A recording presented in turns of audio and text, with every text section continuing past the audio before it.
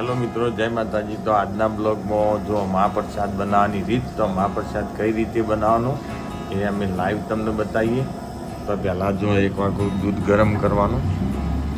1 કિલોનો પ્રસાદ હોય એમાં જેટલું દૂધ જુઓ, 1 કિલોના મહાપ્રસાદમાં 4 લીટર દૂધ એને પહેલાં ગરમ કરી દેવાનું। જો પછી આગળની પ્રોસેસ તમને બતાવીએ। જો અમારા સરપંચ સાહેબ મહાપ્રસાદ બનાવો તો તમારે પણ ઘેર બનાવવું હોય તો આ માહિતી તમારે મજરા આવો। જો 1 કિલો ઘીમાં 4 લીટર દૂધ જુઓ પહેલાં, અને એને ગરમ કરી દેવાનું પહેલાં। તો જો આપણું દૂધ કમ્પ્લીટ ગરમ થઈ ગયું, અને આમાં જો ઘી ગરમ થઈ ગયું, અને ઘીની અંદર સોજી જો, અને એક બાજુ આપણે તમારી જે બધો એની કાપવાની। જો આ ઘી ગરમ થોડું થવા દઈને પછી એમાં સોજી મિક્સ કરવાની। આ બાજુ સોજીને બરાબર મેક આવે ને ત્યાં સુધી કળંબવાની। હા ને મેક આવે ને એટલે કમ્પ્લીટ થઈ ગયું। ક્યાં શું કેવું? દ્રાક્ષ ફૂલો ને એટલે તૈયાર। હા, દ્રાક્ષ ફૂલો ને એટલે સોજી તૈયાર થઈ ગઈ। ક્યાં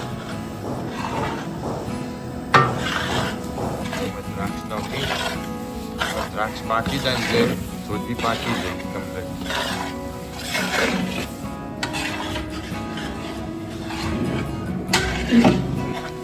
તો આ રીતે બરાબર શેકવાનું।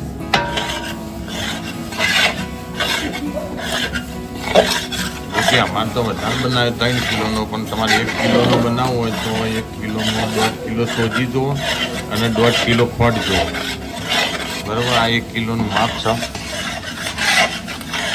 આ રીતે બરાબર સોજીને શેકવી પડે।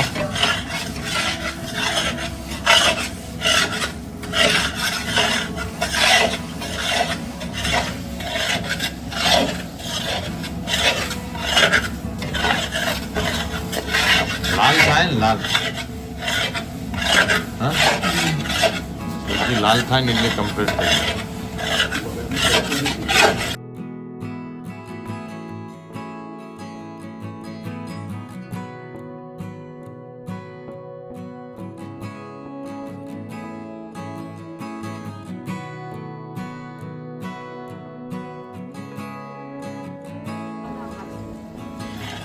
સોજી ખૂટી જાય ના ના તમે વેળો વેળો રાગ રાગ વેળો।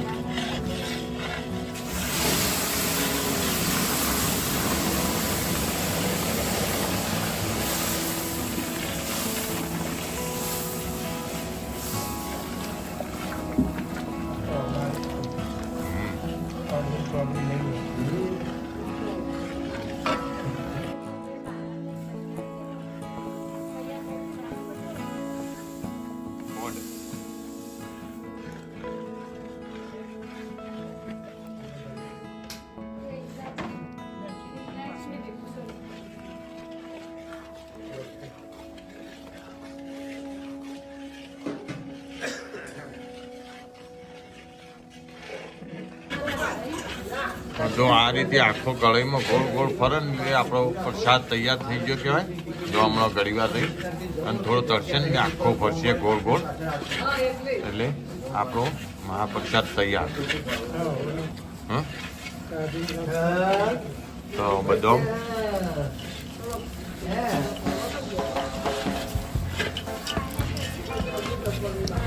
પેલું કાજુ તોડી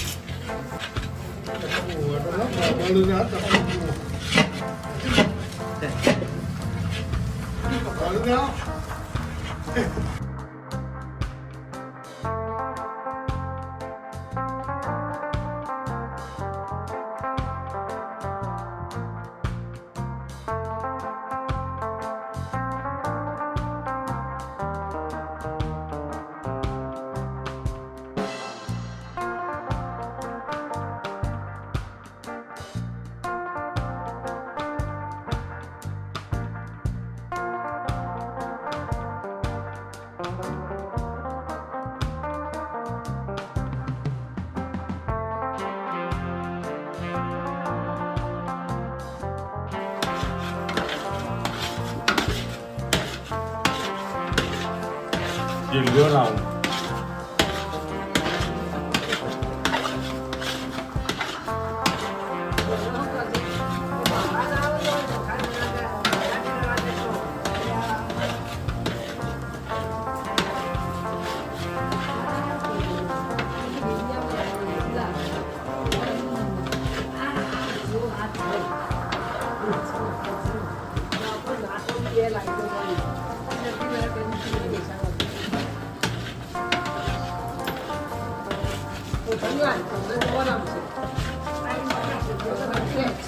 ભાઈ હમ પર બંધ કરી દો